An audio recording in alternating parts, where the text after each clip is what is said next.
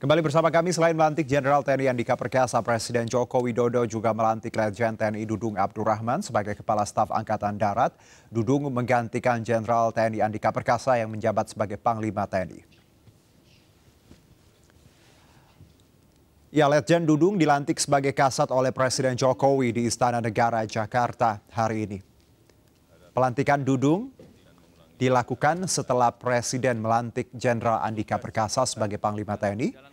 Ucapan selamat serta doa pun dipanjatkan banyak pihak, mulai dari tokoh masyarakat hingga pejabat negara.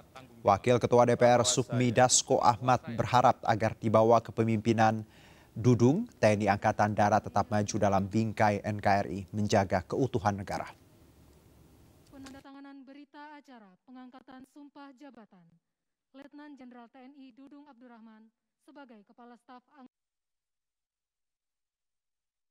Ya, usai dilantik, Kasat TNI Letnan Jenderal Dudung Abdurrahman memberikan keterangannya kepada media dan berikut cuplikannya. Yang pertama, saya mengucapkan puji dan syukur kehadirat Allah Subhanahu wa Ta'ala atas dilantiknya saya sebagai Kepala Staf Angkatan Darat. Khususnya berterima kasih kepada Presiden Republik Indonesia yang telah memberikan kepercayaan kepada saya untuk memimpin Angkatan Darat. Yang pertama, saya tentunya akan mengimplementasikan visi dan misi Panglima Tentara Nasional Indonesia yang sudah disampaikan pada saat fit and proper test di DPR RI. Kemudian yang kedua, saya mengapresiasi apa yang sudah dicapai oleh Jenderal TNI Andika Perkasa pada saat Kepala Staf TNI Angkatan Darat. Dan yang ketiga, kami akan melanjutkan apa yang sudah dirintis. Ada pesan dari Bapak Presiden bahwa segala bentuk apapun dari TNI Angkatan Darat harus membantu pemerintah di dalam melaksanakan programnya. Kami, TNI Angkatan Darat, siap membantu pemerintah demi kesejahteraan masyarakat dan seluruh rakyat Indonesia. Dan pesan berikutnya adalah bagaimana meningkatkan kesejahteraan prajurit, karena prajurit yang lebih utama. Saya akan sampaikan kepada seluruh jajaran TNI Angkatan Darat, pedomani 8 wajib TNI, khususnya yang ke-8, menjadi contoh dan memelopori segala usaha-usaha untuk mengatasi kesulitan rakyat sekelilingnya. TNI Angkatan Darat harus hadir dimanapun adanya kesulitan yang diderita oleh masyarakat. Terima kasih. Wassalamualaikum warahmatullahi wabarakatuh. Ya, Jenderal TNI Dudung Abdurrahman menjabat sebagai Kepala Staf Angkatan Darat menggantikan pendahulunya Jenderal TNI Andika Perkasa yang diangkat menjadi Panglima TNI. Pria yang akan memasuki usia 56 tahun ini memiliki karir yang cemerlang.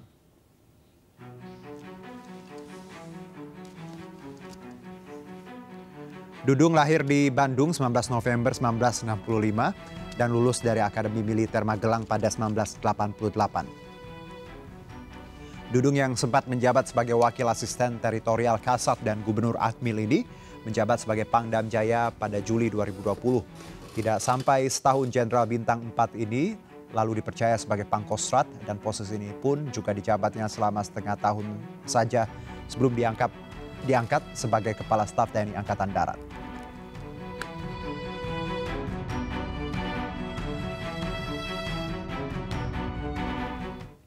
Ya, sebelum menjabat sebagai Pangkostrat, dikenal dengan gebrakannya yang cukup menuai kontroversi di kalangan masyarakat, khususnya terkait isu toleransi kebangsaan.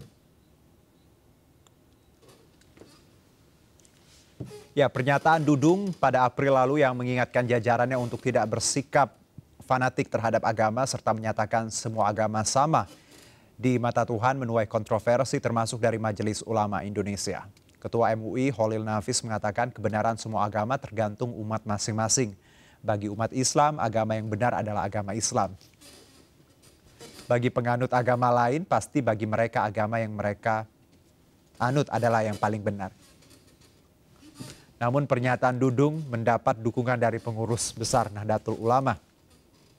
Menurut NU, pernyataan itu harus dipahami dalam konteks kebangsaan dan kenegaraan. NU menyatakan konteks kebenaran agama bisa terlihat dalam wujud perbuatan baik dan sinergi untuk membangun bangsa dan negara.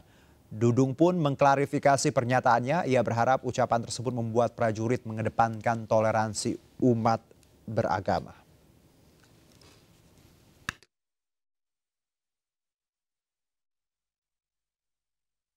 Ya, aksi Dudung lainnya yakni saat dirinya memerintahkan jajarannya mencopot baliho bergambar pimpinan Front Pembela Islam Rizik Syihab pada November 2020. Dudung beralasan aksi tersebut sebagai tanda bahwa semua pihak harus taat terhadap hukum yang ada di Indonesia, termasuk dalam urusan pemasangan baliho. Di saat yang sama, Dudung juga melontarkan wacana agar FPI dibubarkan.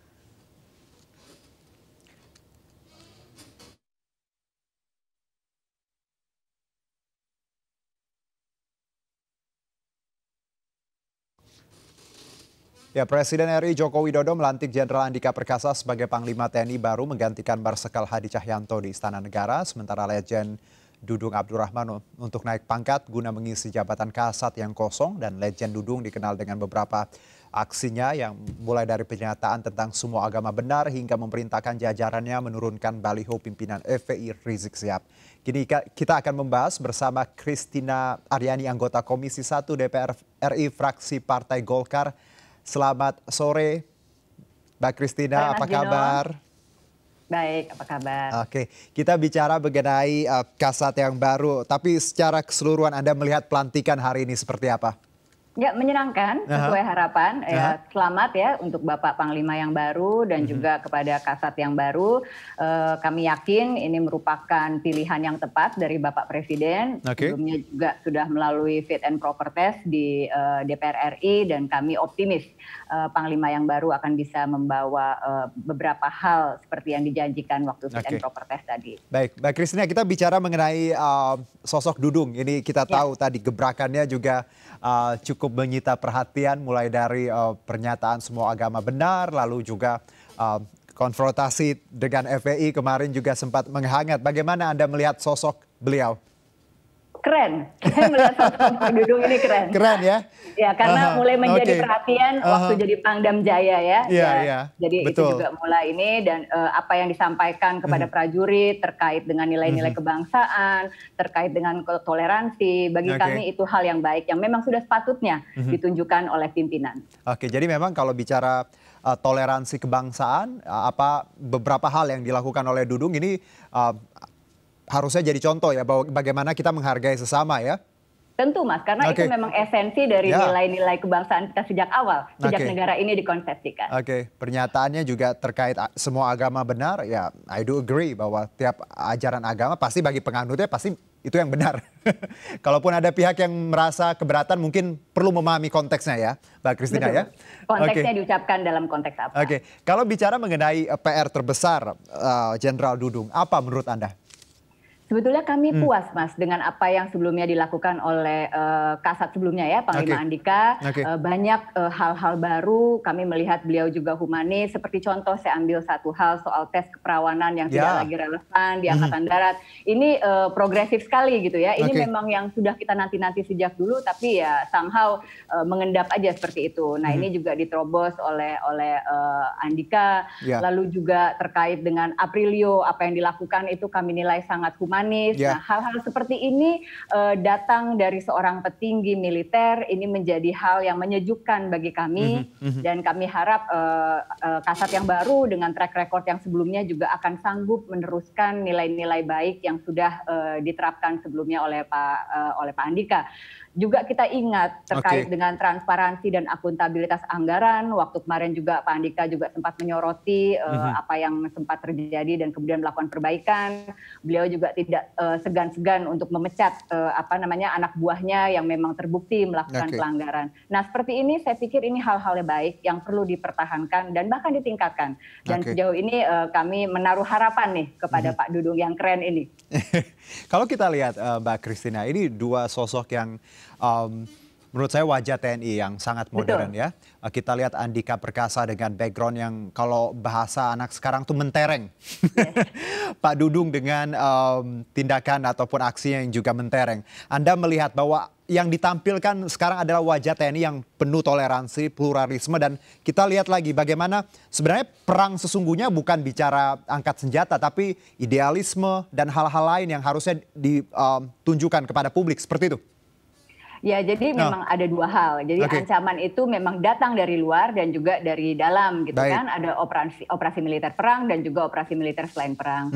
Tapi yang patut kita pahami seperti apa yang terjadi di Papua misalnya gitu. Ini kan menjadi ancaman yang real gitu ya. Dan ini juga tidak hanya sebatas ini soal keutuhan wilayah, lalu soal kedaulatan. Dari dalam sendiri juga ada banyak penelitian Mas dari universitas-universitas yang menyatakan kalau tingkat toleransi juga menjadi satu tantangan, lalu juga soal radikalisme. Nah ini semua sebetulnya dari internal kita sebagai bangsa. Nah kita perlu menyikapi ini juga dengan serius gitu ya. Karena ini jangan sampailah bangsa besar seperti Indonesia ini yang apa namanya jadi tergerus atau jadi terdegradasi nilai-nilainya gara-gara ulah segelintir orang. Oke, Mbak Christina, kita jeda dulu, nanti kita sambung sedikit di segmen berikutnya, dan pemirsa tetap bersama kami di MNC News.